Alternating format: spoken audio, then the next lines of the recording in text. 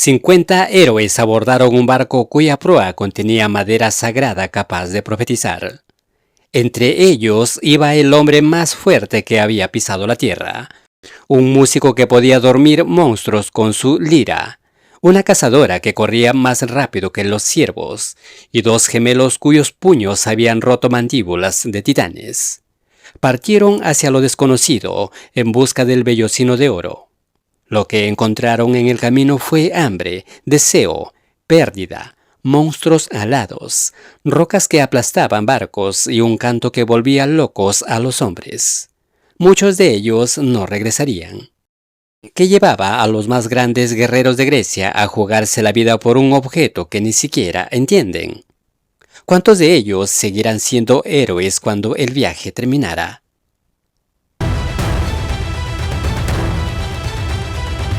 Cuando Jasón ingresó a Iolco con una sola sandalia y el favor de Hera, el pueblo lo recibió como a un héroe. Pero Pelias, el rey usurpador, no pensaba entregarle el trono así nomás. Le impuso una tarea imposible: traer el vellocino de oro desde Cólquide, al otro lado del mundo conocido. Jasón tenía 20 años, estaba lleno de orgullo y acababa de ser bendecido por la reina del Olimpo, así que aceptó sin dudar. Lo que no sabía era que para cruzar mares infestados de monstruos, enfrentar reyes bárbaros y robar un tesoro custodiado por un dragón insomne, necesitaría algo más que valor. Necesitaría a los mejores guerreros de Grecia, y ellos acudieron a su llamado. El reclutamiento comenzó en las montañas de Pelión, donde el centauro Quirón había entrenado a tantos héroes. De allí bajó Hércules, el hombre más fuerte del mundo, con su piel de león y su mirada de tormenta. Aceptó unirse porque le gustaba la idea de la aventura, porque un héroe sin hazaña es solo un hombre con músculos. Desde Esparta llegaron los gemelos divinos: Cástor, domador de caballos, y Pólux, el boxeador invencible. Zeus era su padre, o al menos eso decían. De los bosques de Calidón vino Atalanta, la única mujer. Había cazado al jabalí que devastaba su reino. Corría más rápido que el viento y disparaba flechas con una precisión que hacía llorar de envidia a Apolo. Algunos argonautas murmuraron cuando la vieron subir al barco. Dejaron de hacerlo cuando les ganó en 3 competencias seguidas. Orfeo llegó desde Tracia, con su lira colgando del hombro. No era un guerrero, no blandía espadas ni lanzas. Pero cuando tocaba, los árboles se inclinaban para escucharlo, las fieras se acostaban a sus pies y las rocas mismas parecían suspirar. Jasón sabía que en un viaje donde el peligro podía venir del canto de unas criaturas mortales, tener a Orfeo era como tener un escudo invisible. Y vinieron más: Idas, el mortal más orgulloso, que se burlaba de los dioses mientras bebía vino; Linceo, cuyos ojos veían a través de la tierra y las rocas; Cetes y Calais, los hijos del viento, con alas en los tobillos que les permitía volar; Telamón y Peleo, padres de los futuros héroes de Troya; Eufemo, el más rápido nadador, capaz de correr sobre las olas sin mojarse los pies. 50 en total. Para transportarlos, la diosa Atenea supervisó la construcción de un barco como ningún mortal había visto. Lo llamaron Argo. Su madera provenía del roble sagrado de Dodona, un árbol que hablaba con la voz de Zeus. Cuando tallaron la proa, la madera profetizó: el viaje sería largo, muchos morirían, pero la gloria esperaba al final. El Argo zarpó una mañana de primavera con las velas rojas hinchadas por el viento favorable, mientras los 50 remos golpeaban el agua al unísono y la gente de Iolco aplaudía en la orilla viendo cómo el barco se perdía en el horizonte. Ninguno de esos espectadores volvería a ver a la mayoría de aquellos héroes con vida. La isla de las mujeres. La primera escala de viaje prometía descanso cuando apareció en el horizonte la isla de Lemnos, con sus colinas verdes y sus playas doradas, justo lo que necesitaban los argonautas después de días remando con los músculos adoloridos y la piel quemada por el sol. Lo que no sabían era que Lemnos escondía una historia de sangre. Un año antes, las mujeres de la isla habían eliminado a todos sus hombres, a todos. Maridos, padres, hermanos, hijos varones. Los ultimaron mientras dormían, en venganza porque ellos las habían despreciado por concubinas tracias. Desde entonces vivían solas, gobernadas por la reina Hipsípila, gobernando un reino sin hombres, envejeciendo sin hijos. Cuando vieron el barco aproximarse, las lemnias se armaron. Pero Hipsípila, al divisar a los 50 guerreros de aspecto divino, tomó una decisión diferente. Los recibirían como huéspedes. Los argonautas bajaron a tierra y las mujeres los recibieron con sonrisas, vino y banquetes, sin mencionar a los hombres muertos, sin mencionar nada. Y los héroes, cansados del mar y del peligro, se quedaron. Pasaron días, luego semanas, meses.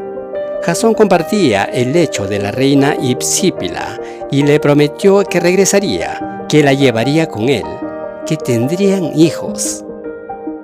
Mentiras dulces que ella quiso creer. Mientras tanto, los argonautas se entregaban al placer. El vino corría, las noches eran largas y el Argo permanecía varado en la playa pudriéndose lentamente. Hércules, menos interesado en los excesos que el resto, observaba con creciente incomodidad cómo sus compañeros olvidaban la misión. Una noche, mientras los demás celebraban en el palacio de Hipsípila, él se alejó del banquete. Caminó entre ellos con expresión sombría. Se paró frente a Jasón sin decir palabra. Y tras sostenerle la mirada el tiempo suficiente para que el mensaje quedara claro, se dio la vuelta y regresó solo al Argo varado en la playa. Esa mirada fue suficiente. Al día siguiente, Jasón ordenó partir. Las lemnias lloraron, maldijeron y suplicaron, pero los argonautas ya estaban de vuelta en el barco, avergonzados por haber olvidado su misión. Hipsípila se quedó en la orilla embarazada de gemelos, viendo cómo el hombre que le había prometido amor eterno se alejaba para siempre. La pérdida de Hilas. Siguieron navegando entre días de remos y noches de estrellas, hasta que una tormenta los desvió hacia las costas de Misia. En medio del bosque encontraron un estanque de agua cristalina profunda y tentadora. Hilas se inclinó para llenar el cántaro sin saber que las náyades lo observaban desde el fondo. Una de ellas emergió despacio fascinada por su belleza, porque nunca había visto un mortal tan hermoso. Lo tomó del brazo y lo hundió con ella. Hilas gritó una vez, solo una vez.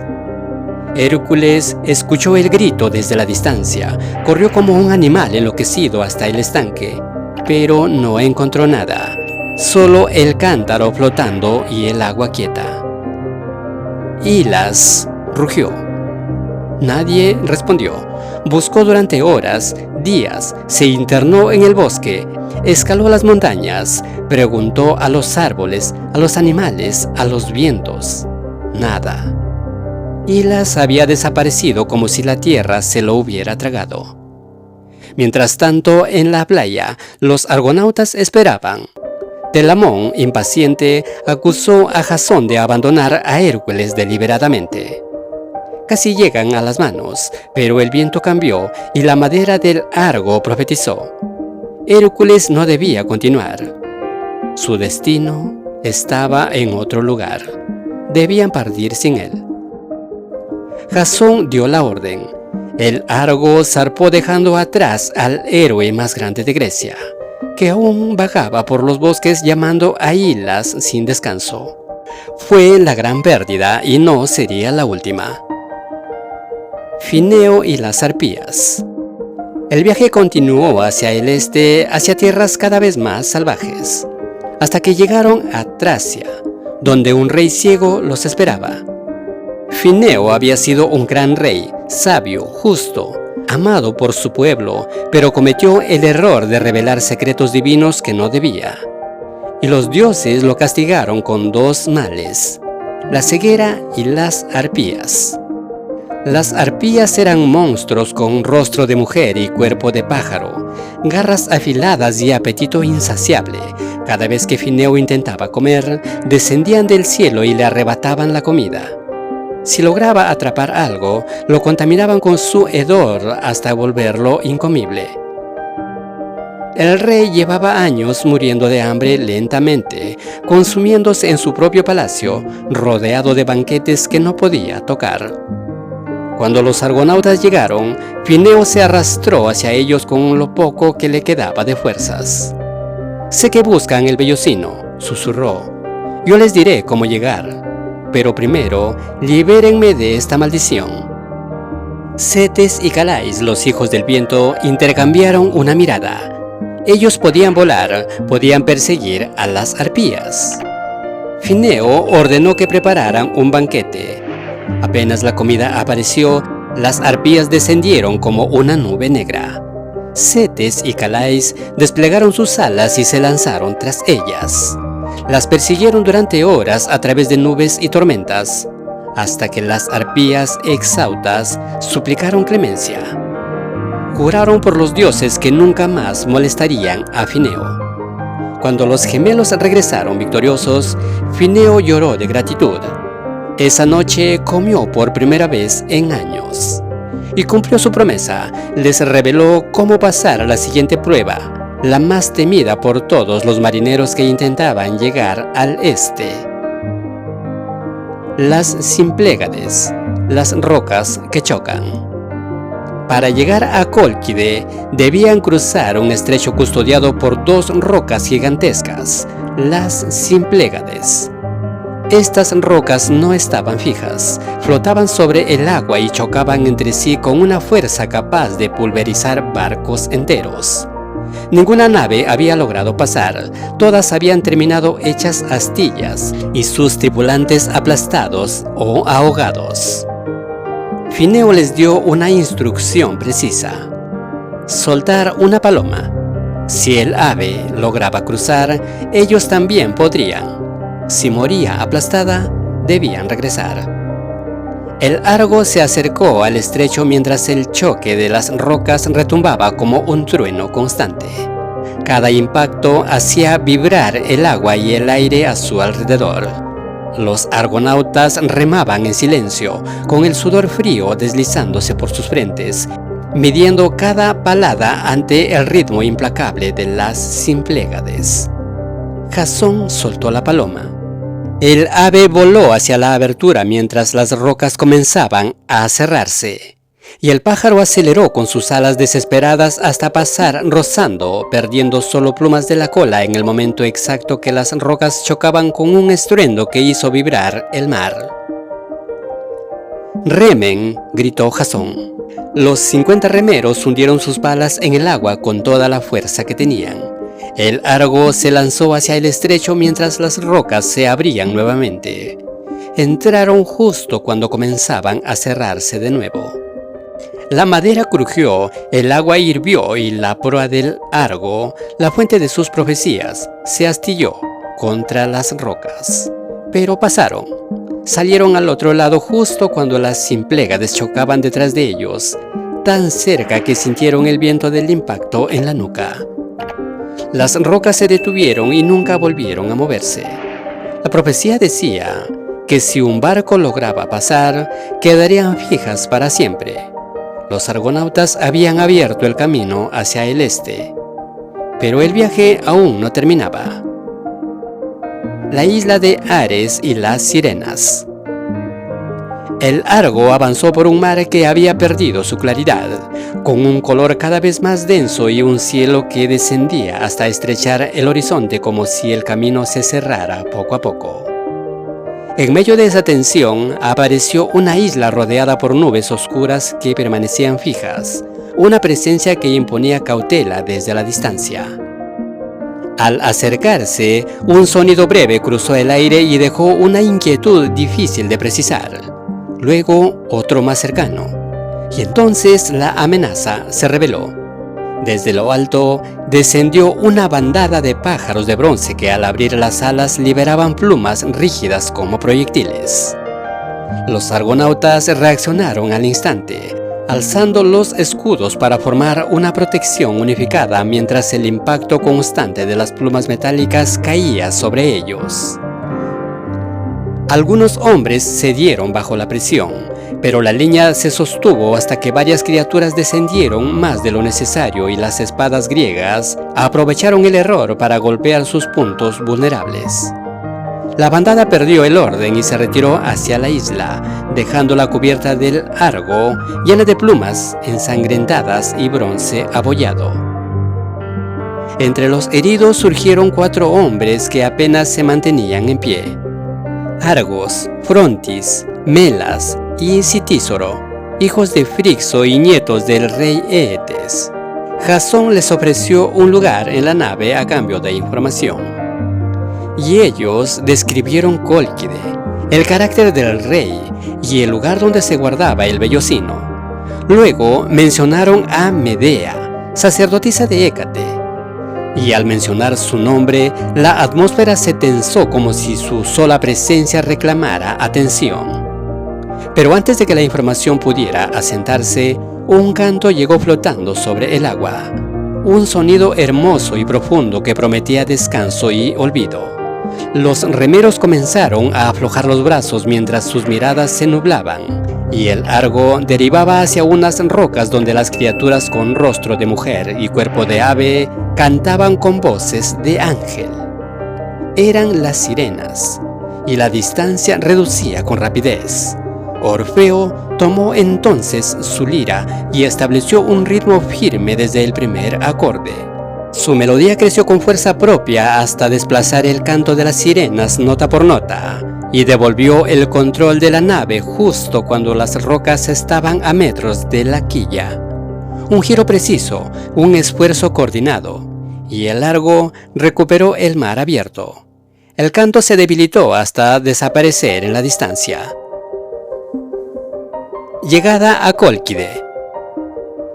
El Argo navegó los últimos kilómetros en silencio. Los hombres estaban agotados, menos de los que habían partido. Pero cuando el sol comenzó a ocultarse, el horizonte cambió. Una costa apareció, montañas cubiertas de niebla, bosques oscuros, y en lo alto, un palacio de piedra negra que reflejaba la última luz del día. Cólquide. Los argonautas arrastraron el barco a la orilla y se desplomaron en la arena. No celebraban, sabían que lo más difícil estaba por venir. Al día siguiente, vestidos con sus mejores túnicas, entraron al palacio de Eetes. El rey los recibió sentado en un trono de oro, rodeado de guardias con armaduras de bronce y miradas vacías. Eetes escuchó la petición de Jasón.